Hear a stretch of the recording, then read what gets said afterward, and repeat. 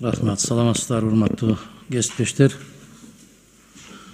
Урматтуу Тилек мырза, айтсаңыз, ошо Камбарата 2 ГЭСтин биринчи агрегаты качан ишке кирген?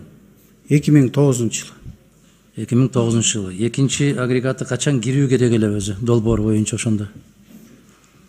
Экинчи агрегат эгерде долбоор боюнча бул эч ак эле кириш керек болчу, бирок көп эмелер менен, мүчүлүштөр менен ушул убакка чейин созулуп келди да. Экинчи агрегаты ошо 2009 киргенден кийин бир 2015 жылга чейин эле кириш керек болчу да. Мен бул суроолорду берем сизге эмне үчүн? Тактоо үчүн. Биринчиден, экинчиден эч нерсе курулган эмес деп кыйкырык салып аткан жигиттерге жооп болсун деп берип атам.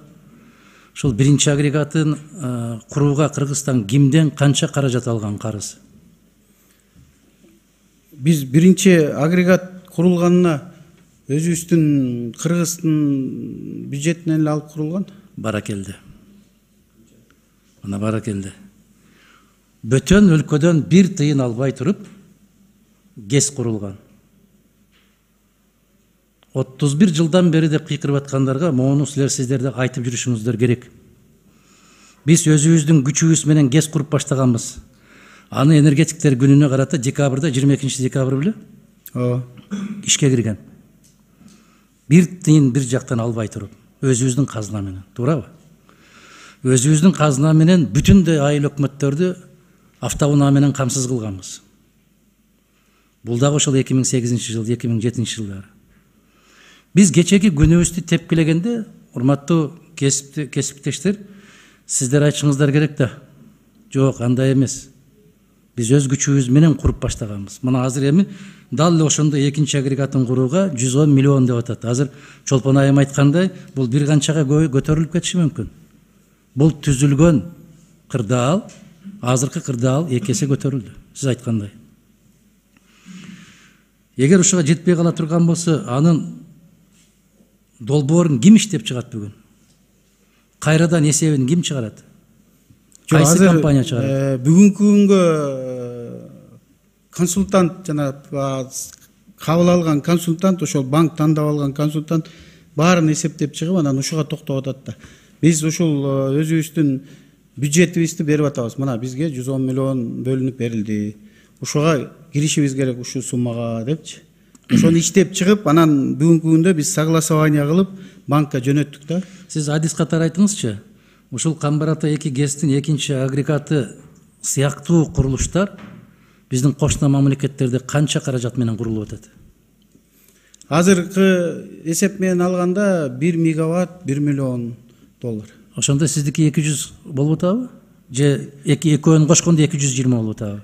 Экөөнү кошкондо 240 болуп атат. 240. Азыр 120 мегаватт кошумча болот. Анан 30 мегаватт жанагы биз азыр алып чыга албай аткан эми кубаттуулугу жетпей атат да биздин. 150 миллион. Ошондо 120-150 мегаватт кошумча алып чыгабыз. Демек 150 миллион каражат керек болот.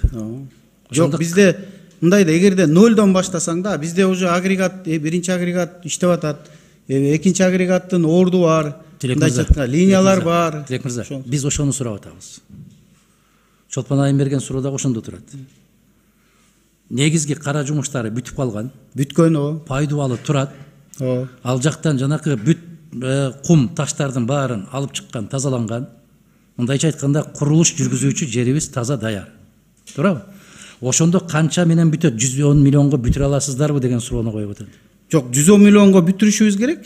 Ал эми андан ашык банк бүт консультанттарды нанимать этип, ошо тендердин документациясын даярдаса, наоборот, биз да ойлоп атабыз, может 110 миллиондон да эгерде тендерге катышкандар болсо, көбүрөөк келсе, может быть ылдый түшөт. Түшүрөт, туура. Мына ушул эми урматтуу депутаттар, мына так маалымат ушул болду. Сиздер ар бир карыз алып аткан маселени ушундай кылып айтып кетсеңиздер. Рахмат. Ушул сиздерге эле пайда. Бул биринчиден, экинчиден энергетикага пайда. Экинчиден энергетика деп атам да.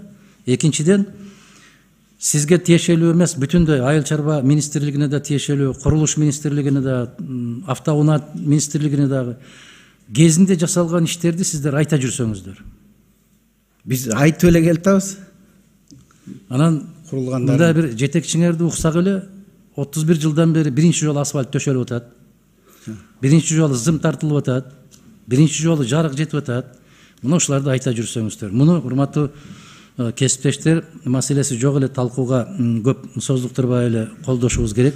Рахмат. Бул долбоор жана сиз айткандай мындан 7 жыл башта бүтө турган долбоор. Оодара салып, түртө салып, куа салып, ушунун натыйжасында баары ушундай токтоп калган маселе. Ошон үчүн Азаматович, менин сунушум ушундай: талкууну токтотуп, суроо жооп токтотуп эле добушка койсоңуз. Рахмат. Рахмат.